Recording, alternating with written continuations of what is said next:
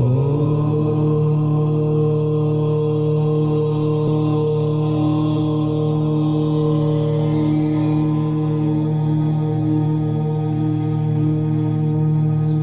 नवयुवक मित्रों, जीवन के अनंत मार्ग हैं, अनंत रूप हैं। उनमें अपना मार्ग ढूंढ लेने की कला है शिव संकल्प। आज हम आपके सामने इसी शिव संकल्प के बारे में दो चार शब्द कहना चाहते हैं। मित्रों, अपना मार्ग ढूंढ लेने में और उस पर दृढ़तापूर्वक चल पड़ने की अपनी अदम्य इच्छा और दृढ़ निश्चय ही जीवन में सर्व अपना लक्ष्य होना चाहिए। इस प्रकार से देखा जाए तो शिव संकल्प जीवन जीने की कला है। मित्रों, उनमें इसी शिव संकल्प पर आपके साथ आज मैं कुछ थोड़ा विचार विमर्श करना चाहता हूँ। परंतु मित्रों, चिंतन के लिए, किसी भी विचार विमर्श के लिए कुछ बेसिक एजम्पशंस की आवश्यकता होती है, जिनका प्रत्येक पक्ष को कुछ थोड़ा बहुत प्रत्यक्ष ज्ञान हो और जिसकी ओर इंगित करके हम अपनी बात कह सकें। जैसे मधुरस की बात करने के लिए मधु चख लेना आवश्यक होता है। इसी तरह शिव संकल्प पर कुछ कहने के पहले मुझे लगता है कि इसके बेसिक एजम्पशंस पर कुछ कहना चाहिए, और मैंने इसके लिए इस बेसिक एजम्पशंस के रूप में ओम तत्सत सब वाक्य को चुना है। तब मित्रों, ओम तत्सत क्या अर्थ हुआ इसका रसास्वादन कैसे किया जा सकता है, अब हम इस बात पर विचार करना चाहेंगे। अब हम आते हैं ओम तत्सत के प्रथम पद ओम पर। यह एक मांगलिक ध्वनि है जिसका पाठ मंत्र पाठ के प्रारंभ में तथा अंत में किया जाता है। इसे ब्रह्मनाद भी कहा गया है। इसे किसी बात की स्वीकृति और अंगीकरण के लिए भी प्रयोग में लाया जाता है। कहने का अर्थ यह है, यह हमारे अस्तित्व की मूलभूत चेतना की ओर संकेत करने वाली ध्वनि है। यह एक ऐसा नाद है जिसमें सत्य या अल्टीमेट रियलिटी स्वयं को मूर्त करती है। अतः इस आत्मबोध का पहला चरण भी इसे कहा जाता है। क्या आपने ओम नाद का किंचित मात्र भी आभास पाया है? सच तो यह है कि आपने भी अवश्य देखा होगा, लेकिन आपका मन उधर नहीं था, इसलिए मन में इसका रस नहीं उतर सका। आंखों से दिखने वाला सौंदर्य नहीं बन सका। नासिका की गंध में, जिह्वा के रस में, त्वचा के स्पर्श में, कानों की गुंजन में उसका आनंद घोल नहीं सका।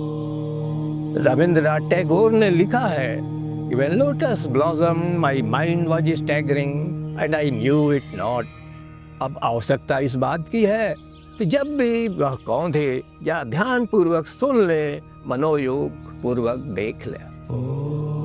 यूं तो अस्तित्व की यह अनुभूति दृश्य, स्पर्श, गंध, स्वाद, श्रव्य, नाद किसी भी रूप में हो सकती है, परंतु भारतीय मनीषियों ने इसके नाद स्वर को ही अधिक महत्व दिया है। कारण यह है कि हमारे यहाँ पृथ्वी, जल, अग्नि, वायु और आकाश के मूर्त तत्व माना जा गया है, और इनका आभास कराने वाली पांचों इंद्रियां नासिका, जिह्वा, वक्, चक्षु, त्वचा और कान मानी गई हैं। किंतु इनमें से प्रथम चार दृश्य दीर्घकाल की सीमा में सीमित है, जबकि आकाश अनंत है, और चूंकि शब्द या ध्वनि आकाश का ही एक गुण है, अतः उसे भी आकाश की भांति ही अनंत माना गया है।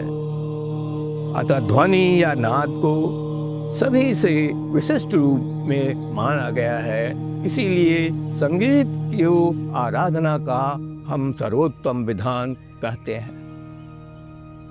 मित्रों, आज तत्वों और उनके गुणों के बारे में हमारी समझ और उसकी अभिव्यक्ति का स्वरूप दोनों बदल गए हैं, परंतु एक बात आज भी सत्य है कि हमारी अनुभूतियों में जहाँ एक ओर भौतिक पक्ष रहता है, वहीं दूसरी ओर हमारे अस्तित्व की चेतना का रस भी समाहित रहता है।